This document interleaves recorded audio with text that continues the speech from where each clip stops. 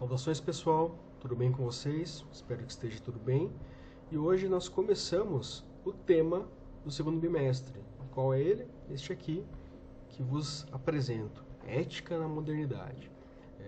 Nós vimos até então as definições de ética, vimos como isso foi desenvolvido lá na Antiguidade com Platão e Aristóteles, vimos como isso teve um desdobramento também lá na Idade Média, vimos isso de maneira mais sutil.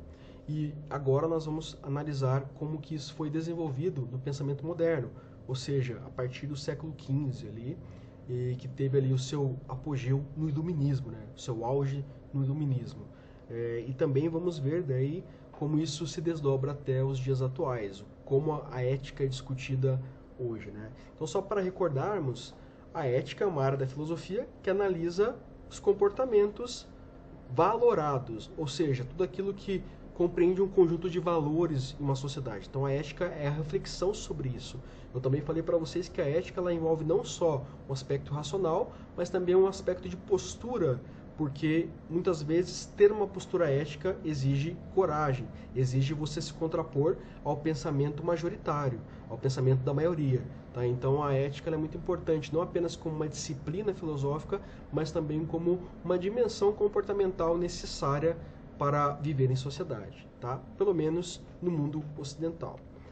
Então, pessoal, nós inauguramos a ética moderna com o Nicolau Maquiavel, que é um dos pensadores mais importantes da filosofia, porque ele vai discutir os valores relacionados à política, relacionados ao contexto do qual ele está inserido, que é lá em Florença, na Itália, e a Itália ainda não estava unificada, a Itália só se unifica no século XIX, né, em 1871. Mas, no contexto do Maquiavel, existiam principados, né, e Florença era um dos principais principados ali naquele momento, por conta da Rota da Seda, das relações comerciais, né, e Florença competia com Gênova e Veneza para essa hegemonia de poder ali na Península Itálica, né, e no acesso para o Mediterrâneo.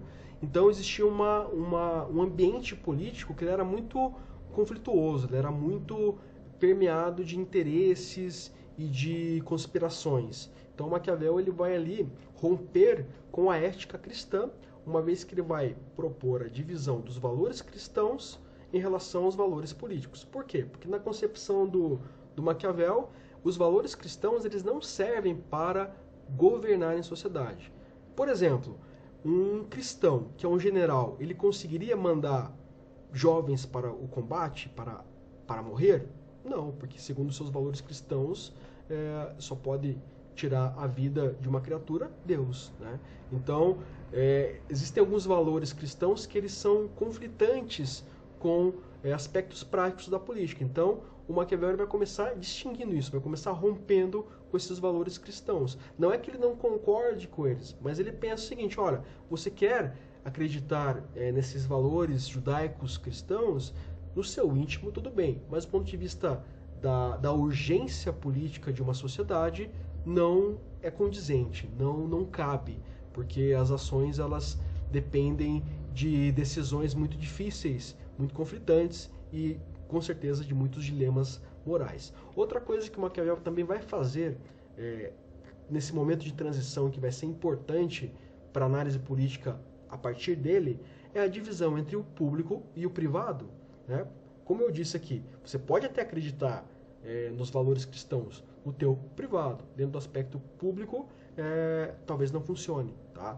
Então aqui essa distinção é muito importante, porque um governante ele deve olhar para o aspecto do público, né, da res pública, da república. Então aquilo que é a coisa pública.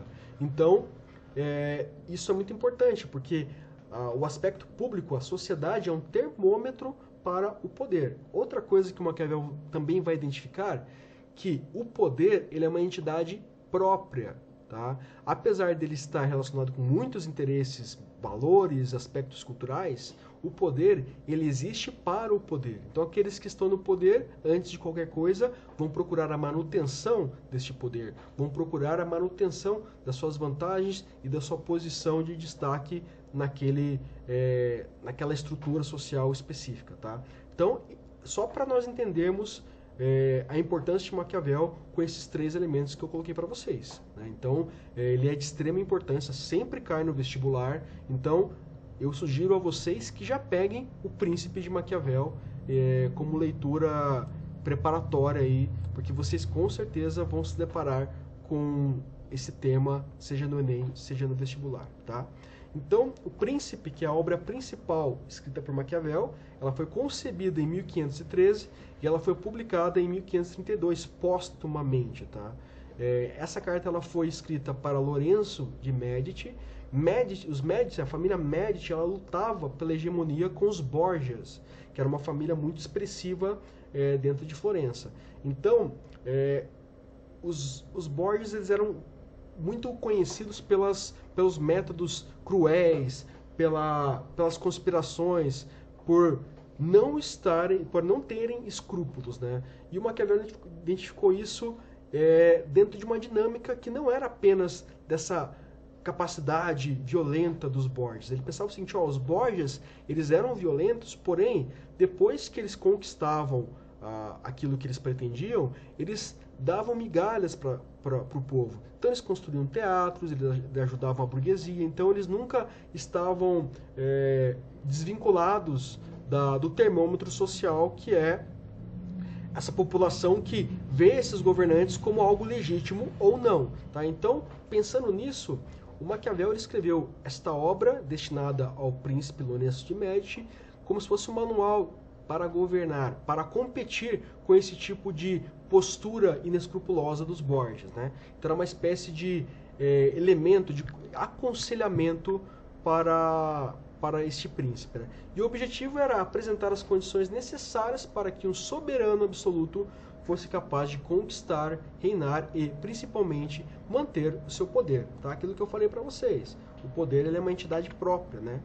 Então, nesta obra, ele acredita que a boa administração do soberano dependia de uma articulação política rígida e de muita sabedoria, ligadas às características pessoais, como a ousadia, a sagacidade, a perspicácia e o carisma. Então, ele vai entender que um bom governante tem que ter essas 2 virtudes, que são elas, a astúcia da raposa e a austeridade do leão.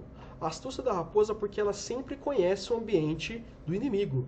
Então ela nunca vai entrar num ambiente sem conhecer os detalhes. Então ela é muito astuta, ela é muito ardilosa, ela é muito furtiva, né? O stealth, muito furtiva. Então, e a austeridade do leão é porque o leão, ele nunca age de maneira gratuita.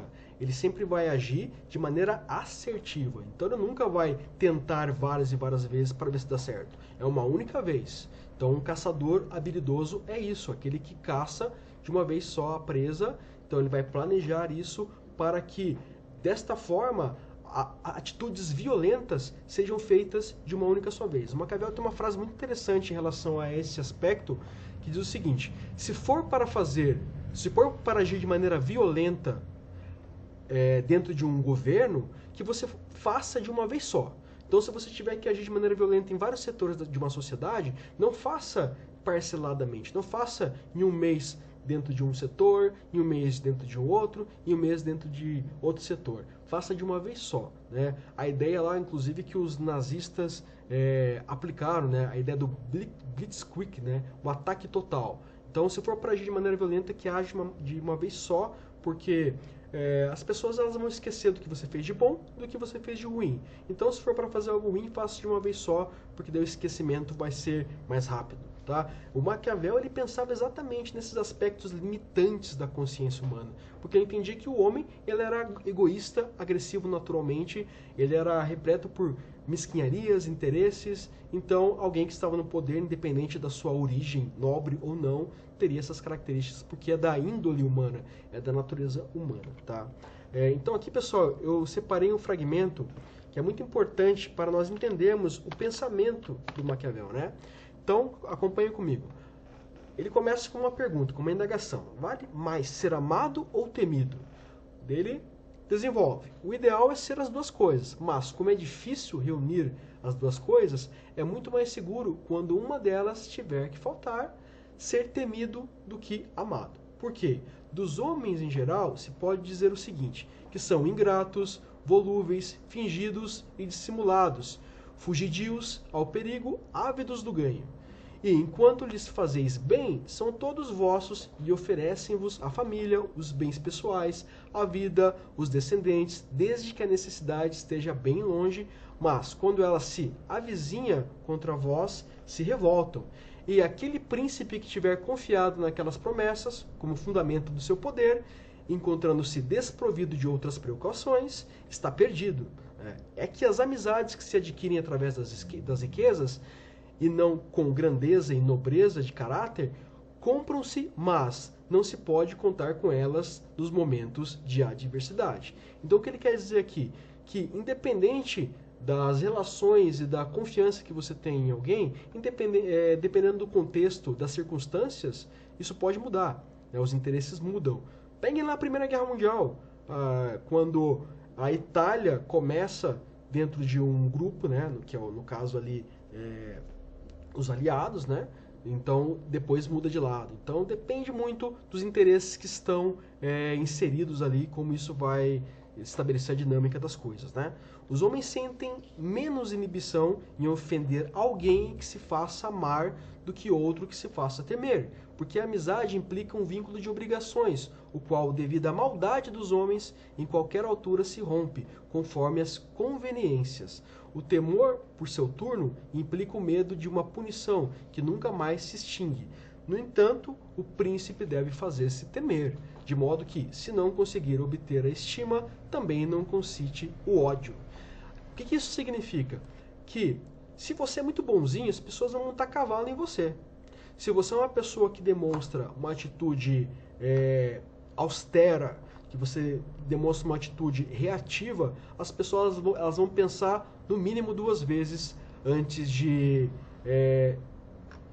entrar em confronto com você. Tá? Então essa posição ela é muito importante do ponto de vista de um governante naquele contexto de interesses de Florença. Né? Então o Maquiavel estava vendo ali cabeças rolando, pessoas sendo empaladas como retaliação para a afirmação de determinado grupo de pessoas, de uma oligarquia específica, né?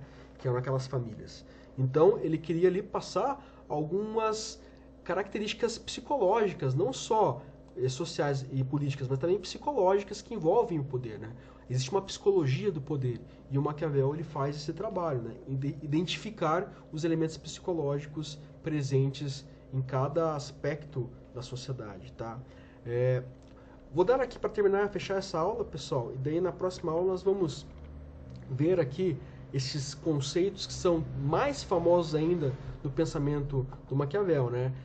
Mas eu queria terminar essa aula exemplificando isso aqui que o Maquiavel diz lá no livro Arte da Guerra do Sun Tzu. No início do livro, é um livro muito utilizado, inclusive para empreendedores, é um livro muito deturpado, mas ele é importante porque é um livro de estratégia de guerra. E lá, em um dado momento, tem uma anedota que é contada por um dos discípulos do Sun Tzu, que diz que ele chegou em um determinado palácio de um determinado rei, e esse rei o desafiou. Desafiou a fazer o quê? Como ele era muito conhecido, o Sun Tzu, né, um general na China, ele foi desafiado a treinar as concubinas do rei, as mulheres do rei. Né? E o Sun Tzu aceitou o desafio, porém, ele disse que faria isso segundo as suas próprias condições. Pois bem, o rei aceitou e ele foi lá, pegou 20 concubinas e passou uma instrução simples de corte de espada. Né?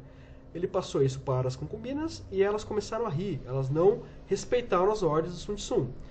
Percebendo isso, ele disse para elas, olha, talvez eu não tenha sido claro, então eu vou fazer o seguinte, eu vou nomear aqui um oficial, passar as informações para o oficial e o oficial passa para os demais. Feito isso, passou a instrução novamente e elas continuaram rindo, continuaram debochando das instruções de Sun Tzu. Né? Então, ele toma o seguinte posicionamento em relação a isso. Se vocês não entenderam o que eu falei no início, o erro foi meu. Mas a segunda vez, o erro foi do oficial, porque eu passei a informação para o oficial. Então, chamou lá 2 guardas que estavam assistindo aquela cena e mandou decapitar o oficial, a oficial no caso. Né? O rei, vendo aquilo, ficou totalmente alarmado. Não faça isso, essa é a minha concubina preferida. Daí o Sun Tzu disse, olha, essa era a minha condição. Então, se você quiser que eu cumpra o desafio com excelência, eu preciso que as minhas condições sejam respeitadas. Então, a concubina, que era oficial, tinha sido nomeada como oficial, foi decapitada. Em seguida, ele nomeou mais um oficial, um novo oficial, né, o substituto, passou a instrução novamente. O que aconteceu? Elas fizeram o movimento com perfeição. Ou seja, o medo aqui, ele teve um aspecto prático e funcional. Por quê? Porque dentro de um aspecto de liderança, você tem que incutir esse tipo de pressão psicológica naqueles que são subordinados do general, de alguém que esteja numa posição de poder. Obviamente que isso aqui não é absoluto. O próprio Maquiavel diz que se você incutir demais o ódio de uma população, ela vai se revoltar contra você. Por isso que existe um equilíbrio, né? Você não pode usar também da austeridade exagerada, porque as pessoas vão se ressentir ao ponto de não ter nada a perder. E uma vez que elas não têm nada a perder, elas vão lá e fazem uma revolução, como aconteceu na Revolução Francesa. Ok, pessoal? Então eu espero que tenha ficado claro. Na próxima aula nós continuamos com Maquiavel, explicando aqueles conceitos que eu já elenquei aqui, né? A fortuna, a virtude, e a ideia que os fins justificam os meios mesmo, e essa ideia é realmente do Maquiavel. Então nós vamos ver isso na próxima aula. Ok, pessoal? Espero que vocês estejam bem. Não deixem de estudar. Qualquer dúvida, me mandem mensagens e até mais, pessoal. Um abraço.